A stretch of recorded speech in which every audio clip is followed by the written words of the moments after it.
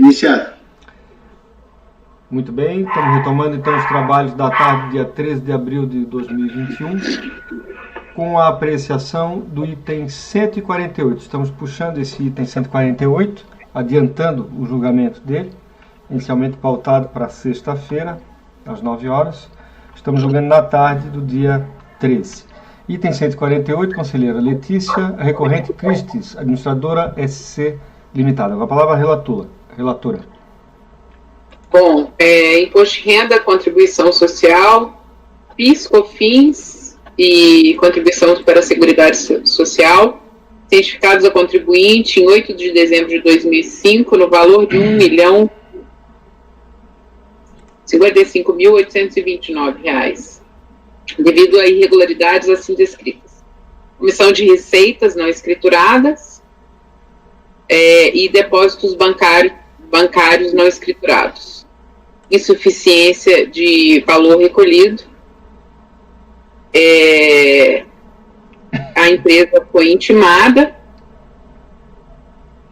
para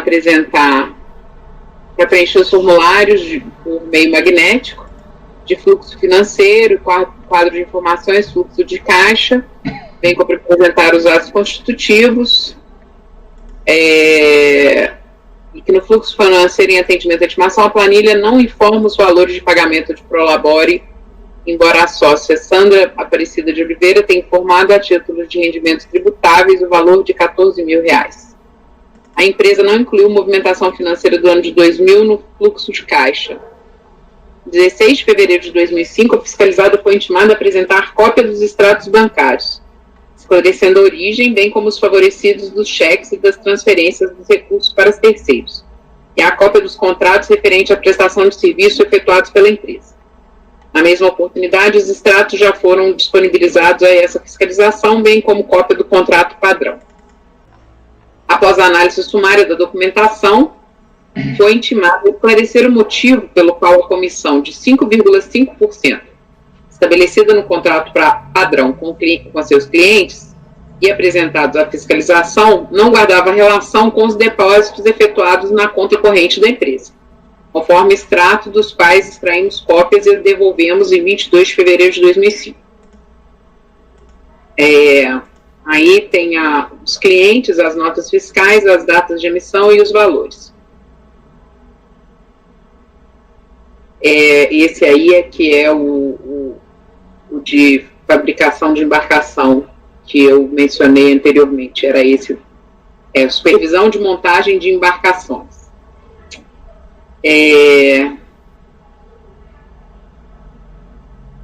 Então, esse caso é um caso daqueles clássicos de depósitos bancários.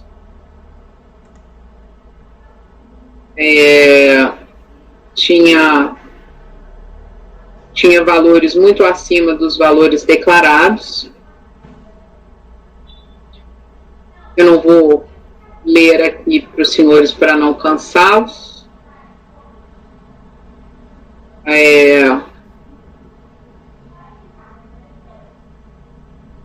Está descrito aqui os valores pagos, as notas fiscais, mês a mês. E, inconformada, a contribuinte, por meio de seu representante legal, apresentou impugnação,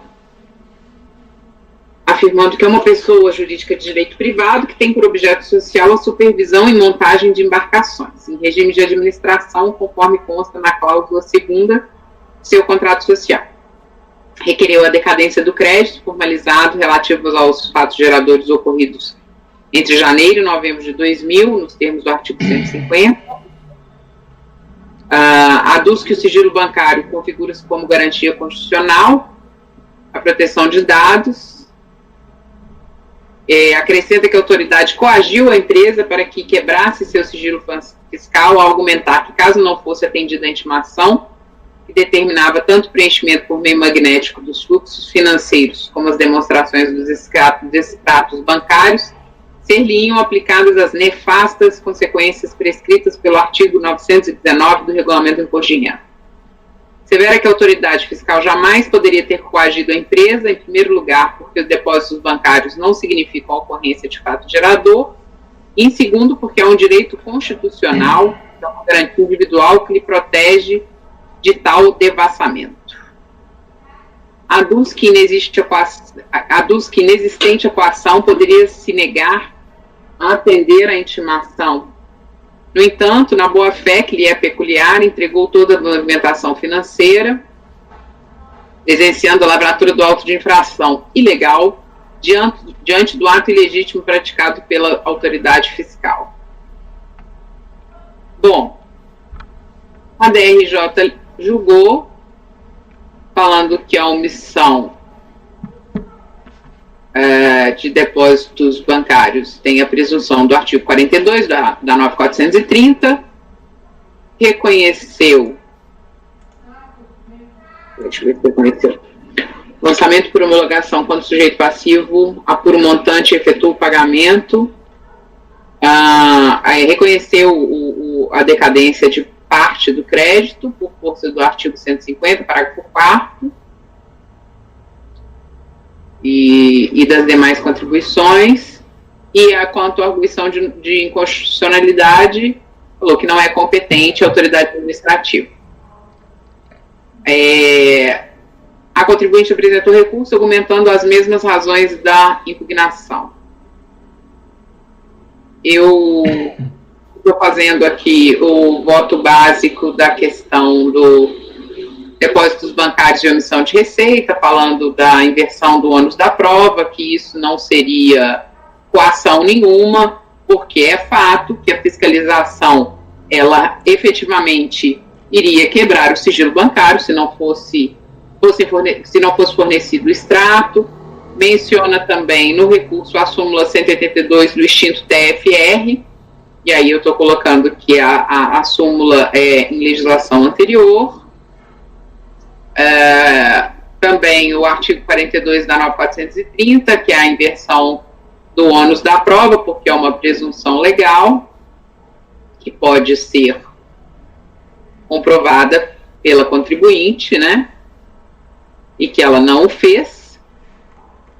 Citando a súmula CARF 26, que a presunção estabelecida no artigo 42 dispensa o fisco de comprovar o consumo da renda. Quanto à multa confiscatória, aplicando também a súmula 2, então, eu estou votando por conhecer parcialmente o recurso, por razão da multa confiscatória da súmula 2, e negar provimento, presidente. É como voto.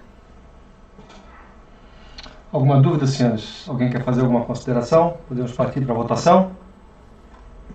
Doutor Camerano.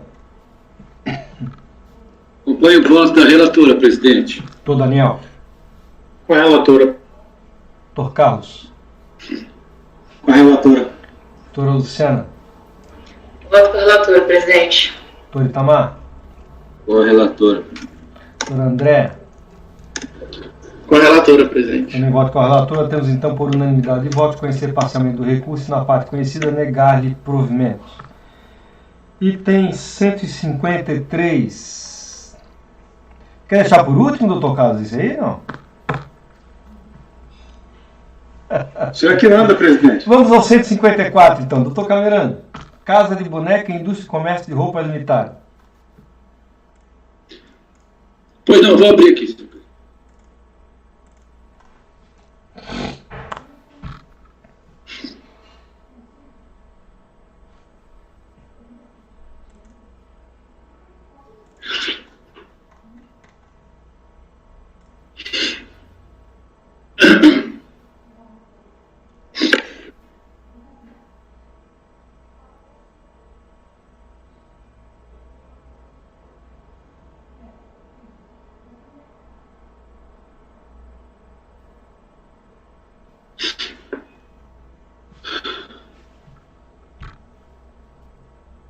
Muito bem.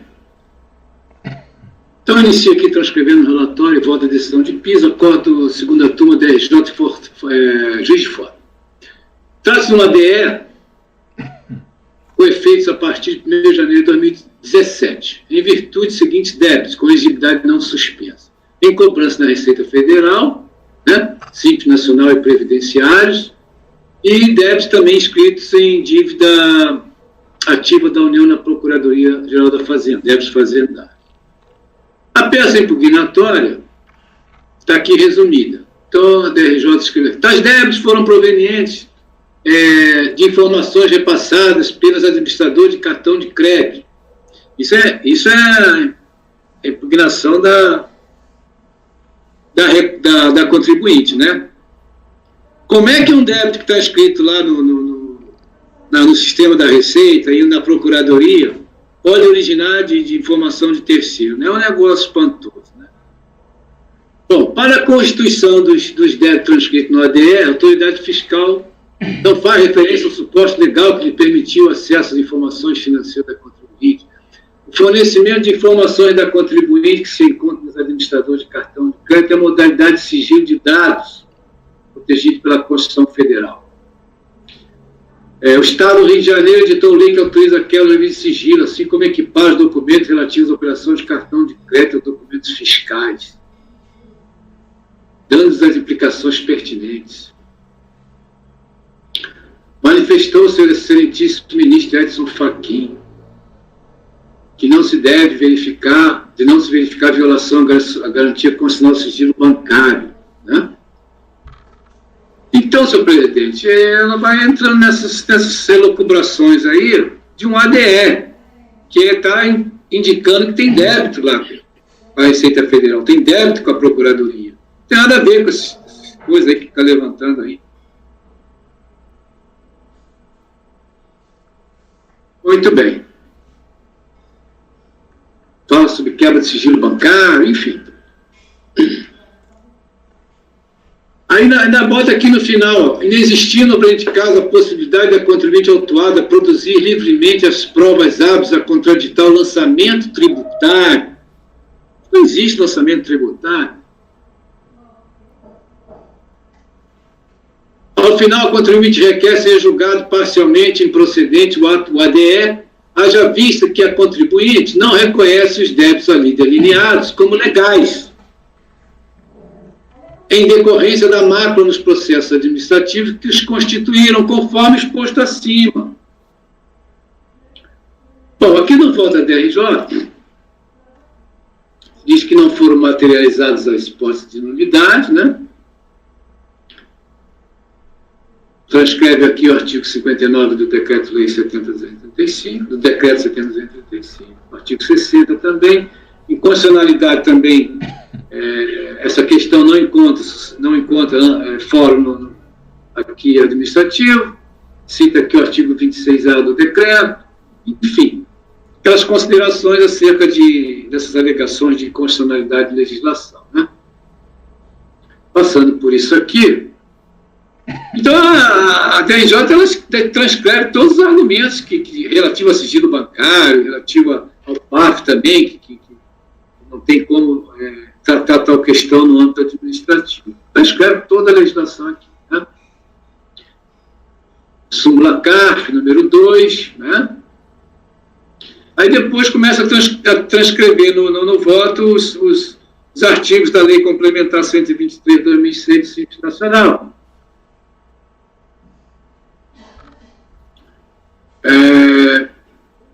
No mérito, a fundamentação da exclusão operada encontra-se no artigo 17, inciso 5º da Lei Complementar 123 de 2006, né? Que assim dispôs: não poderão recolher os impostos e contribuições na forma do Simples Nacional a microempresa ou empresa de pequeno porte, foi feito a partir de 1º de julho de 2007, que possua débito com o Instituto Nacional, INSS, ou com as fazendas públicas federal, estadual ou municipal, cuja exigibilidade não esteja suspensa. Então, ainda transcreve mais aqui os efeitos da exclusão do Simples e tal.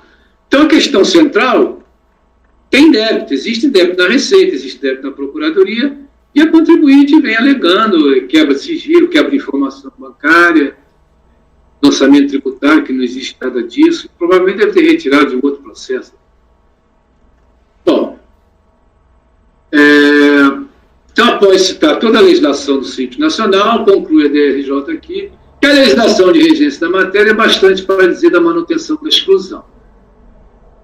Não não fosse a falta de regularização dos débitos objetos do ADE, fato é que, à guisa de exemplo, em consulta em sistema interno, mesmo considerados não somente os débitos Simples Nacional em cobrança da Receita Federal, não houve nenhum recolhimento daquele título abarcando o período de 1º de janeiro de 2017 a 31 de janeiro de 2017. Por fim, observa que a contribuinte equivocou-se ao defender-se em seus motivos de fato sobre inexistente autoinfração no ambiente e processo, sem nenhuma afetação com o presente processo. Então, julgou improcedente a manifestação de inconformidade. Eu confesso que eu tive dúvida se eu não conhecia do recurso, ou se eu negava provimento ao recurso, porque essas alegações são completamente despropositadas. No recurso voluntário, né, em 17 de dezembro de 2018, foi feita a solicitação e juntada do recurso voluntário da recorrente. Né? A recorrente não muda a essência de seu discurso, então assinalado na impugnação, reiterando que o ato de exclusão seria fruto de informações e documentos obtidos em administradora de cartões. Então, eu botei aqui um texto.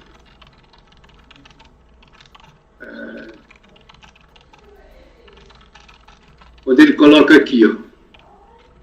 Os auditores fiscais responsáveis pelo julgamento da impugnação apresentada pela recorrente aduzem que deve ser mantida a exclusão do contribuinte Simples Nacional, haja vista que inexiste regularização dos débitos objetos do ADE que motivaria a manutenção da exclusão.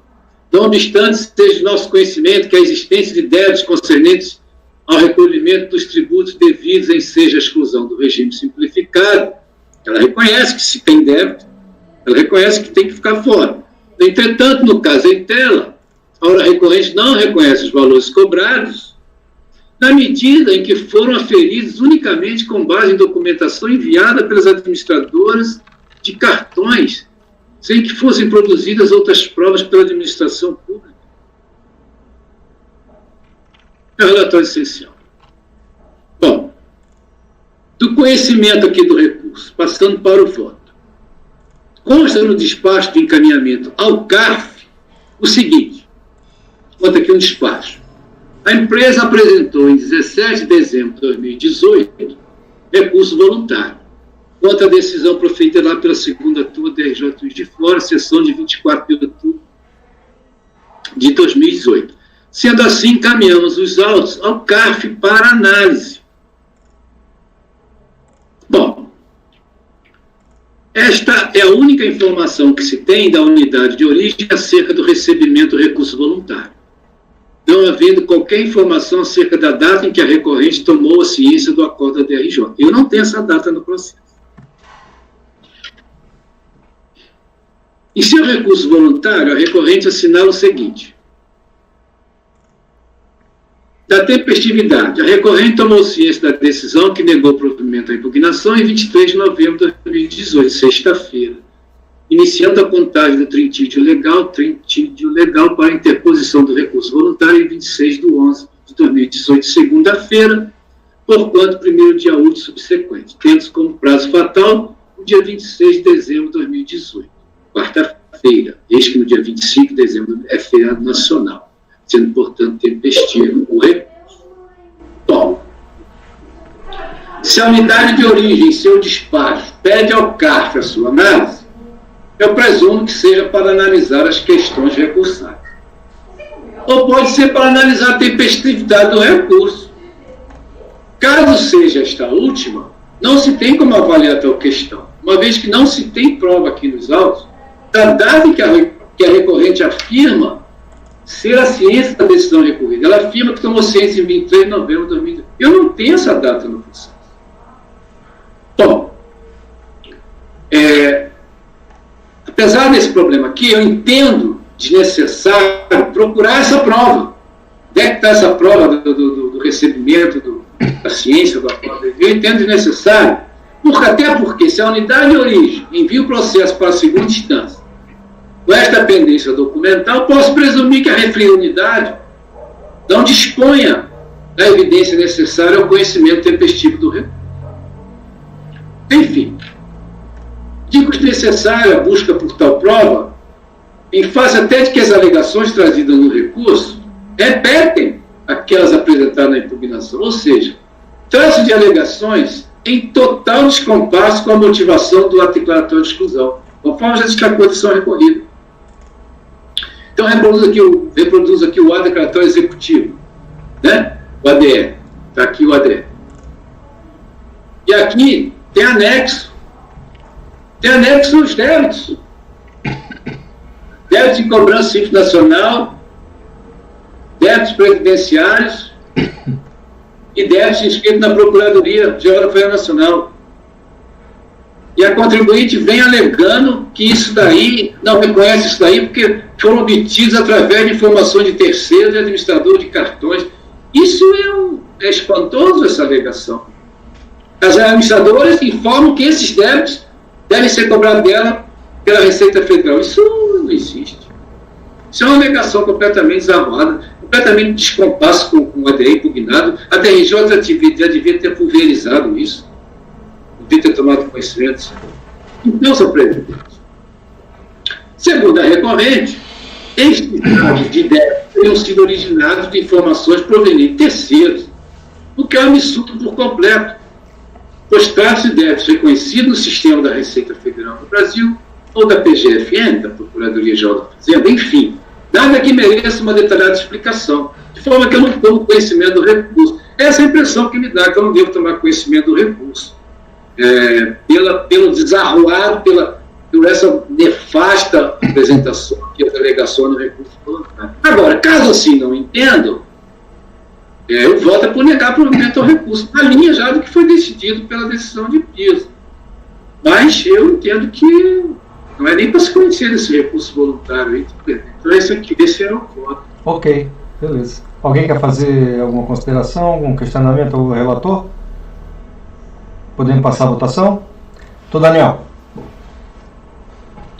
Com o relator, presidente. Doutor Carlos André. Acompanhe. Doutora Luciana. Acompanho. Doutor Itamar. Com o relator. Doutora Letícia. Com o relator. Doutor André. Acompanhe o relator, presidente. Temos então, por unanimidade de votos, não conhecer do recurso voluntário nos termos do voto do relator. Passamos então ao item 153, conselheiro Carlos André, Lojas Renascer, Comércio de Variedades Eireli. Presidente, aqui é uma coisa bem simples, né? É um ato de exclusão do Simples, né, do Simples Nacional, em razão de débitos que estão aí listados, que eram débitos não previdenciários inscritos em cobrança na PGFN. Né? A contribuinte, na manifestação de inconformidade, ela alegou que os débitos já teriam sido quitados, né? E juntou DARFs e, inclusive, disse que já tinha pedido a extinção desses débitos. Em primeira instância, a DRJ julgou improcedente porque entendeu que havia falta de correspondência entre os comprovantes de pagamento juntados aos autos e os débitos que motivaram a exclusão da contribuinte do Simples Nacional. Né? Segundo a DRJ, os débitos em questão somente teriam sido quitados em 19 de janeiro de 2015. Muito bem, aí a contribuinte interpôs recurso voluntário, repisando a alegação de quitação dos débitos. Esse processo veio para julgamento e nós convertemos em diligência. Eu vou destacar aí na partinha amarela os termos da diligência, né? Fundamento da diligência.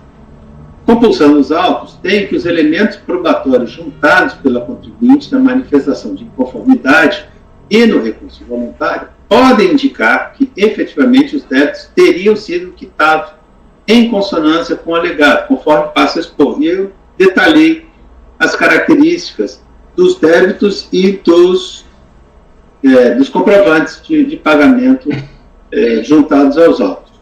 Muito bem. Em atendimento à resolução, após procedimento de diligência junto à PFN, a autoridade da Receita Federal concluiu que os débitos que deram aso ao ato administrativo de exclusão do Simples Nacional haviam sido quitados tempestivamente, conforme se verifica no seguinte excerto.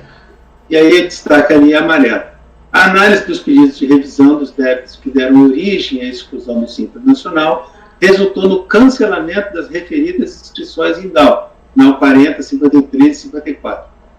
Pois constatado que o contribuinte, embora tenha incorrido em erro no preenchimento dos documentos de arrecadação, efetuou recolhimentos suficientes para a quitação dos referidos débitos em data anterior à inscrição. Os valores recolhidos em 2010 foram suficientes para a quitação dos débitos motivadores da exclusão. Então, presidente, em atendimento, acolhendo a diligência, a conclusão da diligência, eu voto por dar provimento ao recurso voluntário e anular o ADE e manter a contribuinte no Simples Nacional desde 1º de janeiro de 2015. Perfeito. Doutor Camirano. Acompanho o voto do relator, presidente. Doutor Daniel. Com o relator, presidente. Doutora Luciana. Acompanho o voto do relator, presidente. Doutor Itamar. O relator, presidente. Doutora Letícia. Relator. Doutor André. Acompanho o relator, presidente. Temos então por unanimidade de votos dar provimento ao recurso voluntário para anular o ato declaratório executivo da DRF Londrina, número 925491-2014, e manter a contribuinte no Simples Nacional desde 1º de janeiro de 2015. Muito bem, com isso nós encerramos os trabalhos da tarde de hoje. Doutor Carlos André, por favor, o senhor pode interromper a gravação? Diga. Eu não sei se vocês vão querer analisar ainda, mas tinha ficado faltando aqui um processo meu que estava com lista de mesa da Brasfanta. Deixa que a gente retorna com ele amanhã então, tá? Tá. O pessoal já está cansado, a gente retorna amanhã e complementa a análise desse processo. Mas me lembre amanhã, tá bom? Eu não participei do início desse julgamento, eu acho. Será que eu consigo participar? Acho que não. Você foi considerado ausente naquele momento, então... Tá? Tá. Pode parar a gravação, Carlos? Já parei.